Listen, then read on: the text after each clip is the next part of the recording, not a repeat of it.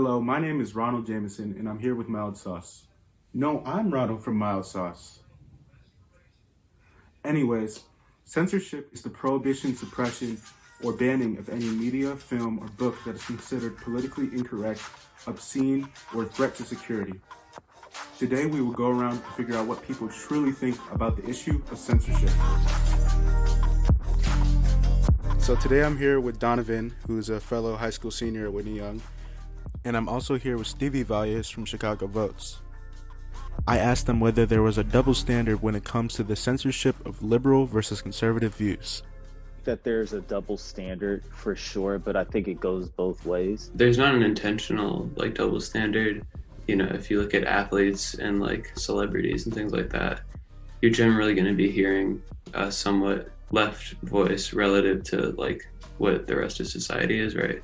And I think they both try to suppress the voices of each other because they feel as though what the other is saying is not fair, anti-American, inflammatory.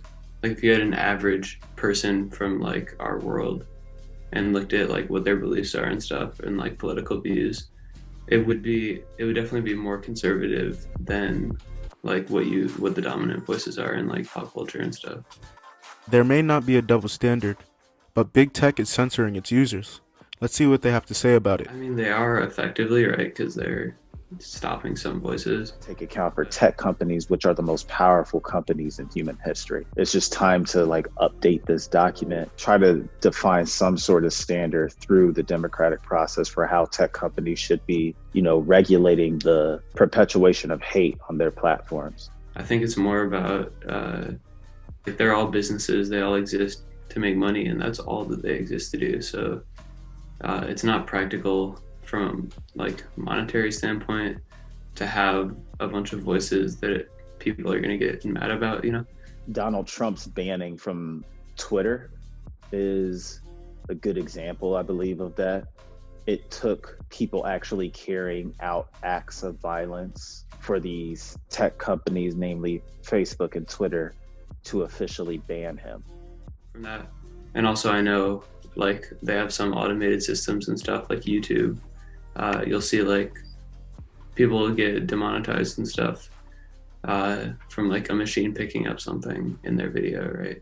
I think they're accurately banning people based on what they think is acceptable and not acceptable. When I was younger, I kind of wish that there was censorship. Because some of the stuff that I used to tweet, I was just dang, I wish that was never put out on the internet, because I was still developing as a human. Yeah, social media sometimes feels like a cesspool, and I find it better for my mental health not to get on it without extreme intention around the purpose for why I'm on it. Yeah, it's kind of you have to regulate your use because it can take a toll. I haven't personally been censored for anything.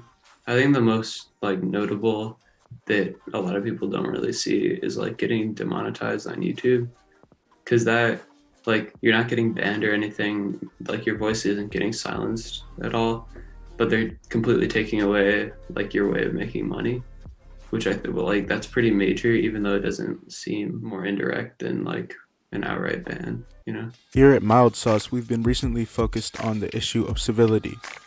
Now we will see if the definition of civility can change one's perspective on censorship.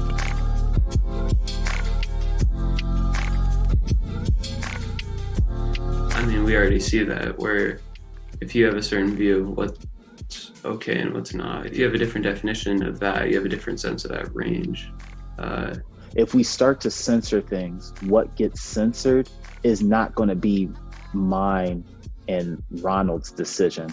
It's going to be the person we elected to serve in a political office's decision.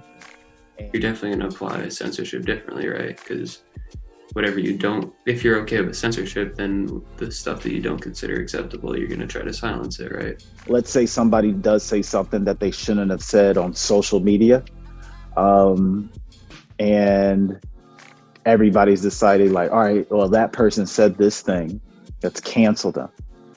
Well, what happens if a month from now, that person completely changes their views based off of conversations they've had and new perspectives that they've gained? So it seems that the general consensus is that censorship can be bad in various areas. However, many people believe that censorship isn't applied specifically to certain groups, while others say that it is.